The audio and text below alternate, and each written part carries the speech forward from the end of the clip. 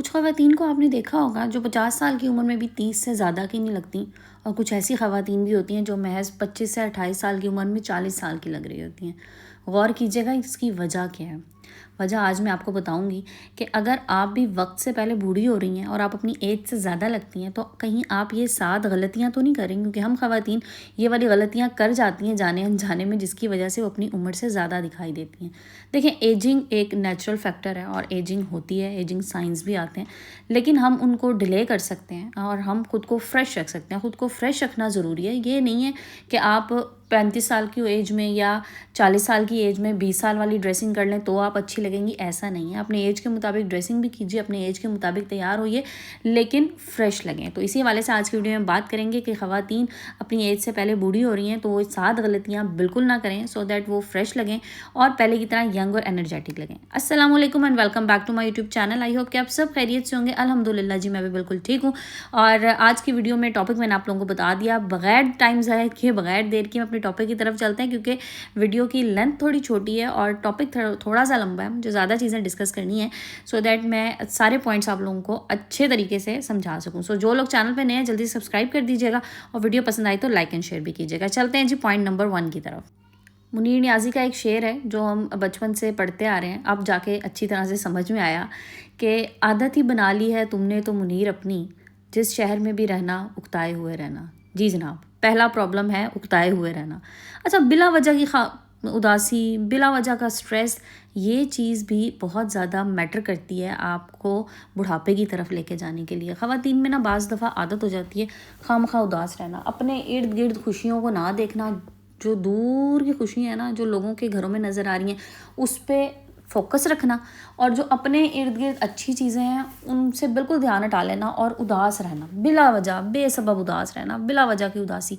देखें, शुक्रगुजारी की आदत अपना लीजिए, उदासी खुद ब खुद ख़त्म हो जाएगी। जब हम अल्लाह ताला के शुक्रगुजार बंदे बन जाते हैं ना, तो फिर उदासी तो कहीं दूर कहीं परे ही चली जाती है, क्योंकि फिर हम अल्लाह ताला की नेमतें जो हमारे पास मौजूद हैं उनका शुक्र अदा करते हैं। फिर हमें वो नेमतें बहुत बड़ी लगती हैं, हमें अपना आप बहुत छोटा महसूस होता है और अल्टीमेटली हम खुश रहना शुरू कर देते हैं।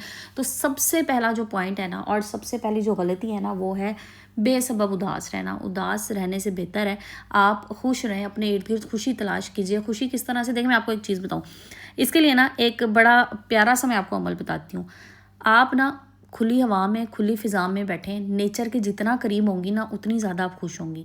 अच्छा, दिन में ना कोई एक टाइम आप निकाल लीजिए, सुबह अर्ली मॉर्निंग में बहुत प्यारा टाइम होता है, इस वक्त परिंदे आ रहे होते हैं, बड़ा पुरसुकून सा माहौल होता है। उस टाइम पे बैठ के ना कम से कम आधा घंटा आप खुली फ़िज़ा में, खुली हवा में बैठें। आप देखें, आप अपने अंदर खुशी उतरती हुई महसूस करेंगी, आप अपने आप को फ्रेश महसूस करेंगी।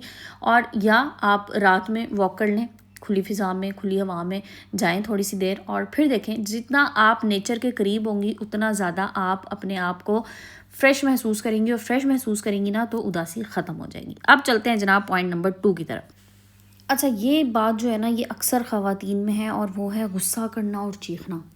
देखें, जितना मर्ज़ी गुस्सा आ रहा हो, आपने चीखना चिल्लाना नहीं है। जो चीखना है ना, ये आपके फेस पे नज़र आना शुरू हो जाता है। मैं आपको बताऊँ, चीखती चिल्लाती जो ख़वातीन होती है ना, ज़रा सी बात पे गुस्सा करना, चीखना, शोर मचाना, डांट डपट करना, फितरी अमल है, बिल्कुल नेचुरल है। आपको गुस्सा आता है, लेकिन उस गुस्से का इजहार किस तरह से करना है ये आपने कंट्रोल में रखना है, ठीक है।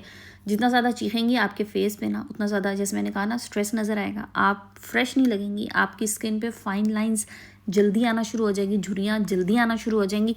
सो इसलिए अपने आप को पुरसुकून रखना है। किसी भी सिचुएशन में चीखने से परहेज़ कीजिए, बहुत आराम से पुरसुकून अंदाज में बात कीजिए। आपने देखा होगा कुछ ख़वातीन ना बड़ी पुरसुकून होती हैं, वो किसी भी सिचुएशन में ना चीखती नहीं है, बहुत पुरसुकून अंदाज में उस बात का जवाब देती हैं और उस पर रिस्पॉन्ड करती हैं। और कुछ ख़वातीन ऐसी होती हैं कि बस ज़रा सी बात की नहीं और उन्होंने शोर मचाना शुरू कर दिया, चीखना चिल्लाना शुरू कर दिया। ऐसी ख़वातीन मैं आपको बताऊं अपने साथ ज़्यादती कर रही होती हैं, क्योंकि इन द लॉन्ग रन जाके ये चीखना जो है ना, ये उनके फेस पे नज़र आना शुरू हो जाता है, वक्त से पहले वो बूढ़ी होना शुरू हो जाती हैं। अच्छा, मैंने ना अपनी लाइफ में, अपनी फैमिली में बल्कि ऐसी ख़वातीन भी देखी हैं जो 50 के करीब हैं, लेकिन उनकी स्किन बहुत फ्रेश है, वो बहुत फ्रेश लुक्स देती हैं, और वो कोई कह ही नहीं सकता उनको देख के कि इनकी इतनी एज है। मतलब एजिंग जो है ना वो तो उन पे नज़र ही नहीं आई। और मैंने जब उन पे थोड़ा सा फोकस किया, मैंने थोड़ा सा गौर किया, मैंने कहा देखूँ तो सही कि आखिर ऐसी क्या बातें हैं जिसकी वजह से ये अभी तक फ्रेश हैं। उसमें से एक मेजर बेसिक चीज़ मुझे नज़र आई ना, वो यही है कि वो बहुत पुरसुकून रहती है, किसी भी सिचुएशन में अपने आप को बहुत अच्छे से वो हैंडल करती हैं। सो इस चीज़ का ख्याल कीजिए कि गुस्सा नहीं करना, और अगर गुस्सा आ भी जाए तो फिर उसमें चीखना नहीं है।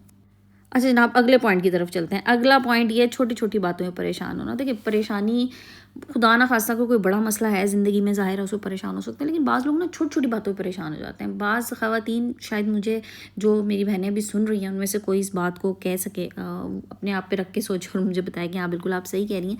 छोटी छोटी बातों पर परेशान होना, खाने में नमक आज कम हो गया परेशान हो जाना, फल्ला अब क्या होगा, तो भाई उसका ऑल्टरनेट है ना, नमक ऊपर डाल लें। अच्छा फिर हमने कपड़े सिलवाए थे और जिस तरह का हमने डिज़ाइन दिया था उस तरह का नहीं बना, उसमें कुछ 19-20 का फ़र्क हो गया, परेशान हो गया, अब क्या होगा, अब क्या बनेगा, मेरा मेरा तो इवेंट ख़राब हो जाएगा। नहीं, ऐसा नहीं होता, छोटी छोटी चीज़ों में परेशान ना हो, ये चीज़ें ज़िंदगी का हिस्सा होती हैं। देखिए मैं आपको एक चीज़ बताऊँ, मैं कोई भी काम करने से पहले ना ये बात सोच लेती हूँ कि अगर ये काम ख़राब हो गया तो इसका ऑल्टरनेट क्या है, और अगर वो काम ख़राब हो जाए ना तो मैं कभी भी ये नहीं कहती कि उफ़ अब मैं क्या करूँ, अब क्या हो सकता है, अब बस ये हो गया, बस ये तो आखिरी काम था मेरी ज़िंदगी में, मैं इससे आगे कुछ नहीं कर सकती। नहीं है ऐसा, ठीक है। हर चीज़ का, हर काम का कोई ना कोई ऑल्टरनेट होता है, हर मसले का हल होता है। बस अगर आप पुरसुकून होकर उसका हल तलाश करेंगे तो आपको उसका हल मिल जाएगा। अगर आप खामखा परेशान होंगे तो फिर आप डिप्रेशन में जाएंगे, और डिप्रेशन जो है ना वो बहुत बुरी बीमारी है, उससे बचें, चीज़ों पे परेशान होना छोड़ दें। सो जनाब अगले पॉइंट की तरफ चलते हैं, लेकिन उससे पहले अगर यहाँ तक आपने वीडियो वॉच कर लिया, वीडियो आपको पसंद आ गई है तो फटाफट से आप वीडियो को लाइक कर दें और शेयर कर दें। अगला पॉइंट ये है जनाब, पानी ना पीना। देखें पानी बहुत इंपॉर्टेंट है आपकी स्किन के लिए, आपकी स्किन को फ्रेश रखने के लिए। अब गर्मियाँ आ रही हैं, गर्मियों में जितना पानी पी सकती हैं उतना पानी पीजिए, पानी लाजमी पिया करें। हम क्या करते हैं कि हम सारा दिन के कामों में, अपनी मसरूफियात में ना पानी पीना भूल जाते हैं, अक्सर हो जाता है, मेरे साथ भी ऐसा हो जाता है। लेकिन फिर भी मैंने एक रूटीन बनाई हुई है कि सुबह मैंने उठ के सबसे पहले पानी पीना है, और कोशिश करें कि अपनी सुबह का स्टार्ट जो है ना वो नीम गर्म पानी से करें, ठीक है। नीम गर्म पानी पीजिए ताकि आपकी बॉडी डिटॉक्सीफाई हो सके, आप फ्रेश हो सकें। सो पानी पिएँ, भरपूर पानी पिएँ, और फ्रूट्स खाएँ।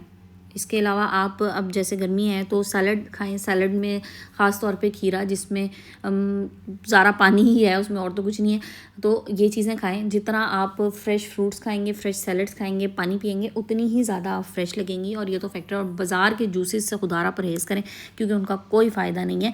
अगर जूस बनाना ही है, फ्रेश जूस अपने घर में बनाएं और साफ़ सुथरी चीज़ बनाएं और उसको पिएँ, और फिर देखें आप कैसे फ्रेश लगेंगी। अच्छा जनाब, अब चलते हैं अगले पॉइंट की तरफ। अगला पॉइंट ये है एक्सरसाइज ना करना। देखें सारा दिन बैठे रहना या ये समझना कि मैं घर के काम कर रही हूँ तो ये एक्सरसाइज है, ये एक्सरसाइज नहीं है। असल में जब आप बाकायदा एक्सरसाइज करती हैं, एक्सरसाइज के लिए या तो आप घर से निकलें, वॉक करें, एक अच्छी वॉक कीजिए आप 30 मिनट की, या आप घर में ही एक्सरसाइज कीजिए। कुछ एक्सरसाइज के आप वीडियोज़ आप देख सकती हैं यूट्यूब से, उनको देख के अपनी बॉडी के मुताबिक, बॉडी वेट के मुताबिक एक्सरसाइज करें। और एक्सरसाइज लाजमी है क्योंकि देखें आपका जिस्म एक मशीन की तरह है, और अगर आप एक मशीन को बंद करके रख देंगे तो कुछ अरसे बाद ख़राब होना शुरू हो जाएगी। तो इसलिए अपनी बॉडी को एक मशीन की तरह समझें और उसको हरकत में रखें, क्योंकि हरकत में बरकत है जनाब।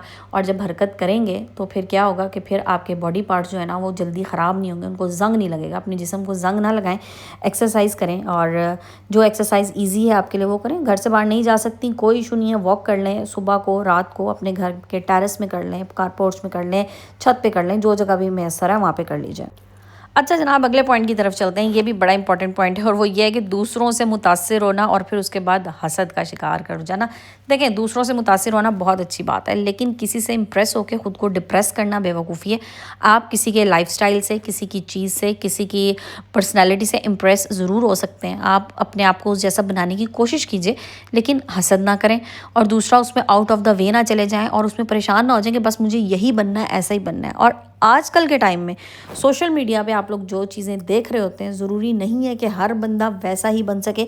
सोशल मीडिया मैं आपको बताऊं, ये एक अंधा कुआं है, और यहाँ पर ना आपको हर बंदा अपना बेस्ट दिखा रहा होता है। जितने बड़े बड़े इन्फ्लुएंसर्स को आप देख रहे होते हैं, आपको नहीं पता इनकी ज़िंदगियों में क्या चल रहा है। ये आपको सिर्फ अपनी ज़िंदगी के, अपने एक दिन के 24 घंटे में से बमुश्किल 10 से 12 मिनट आपको दिखाते हैं, और ये 10 से 12 मिनट वो सिर्फ शूट कर रहे होते हैं, वो उनकी असल ज़िंदगी नहीं होती। वो बेहतरीन हिस्सा अपने दिन का निकाल के या बेहतरीन हिस्सा बनाने की कोशिश करते हैं और वो आप लोगों को दिखाते हैं।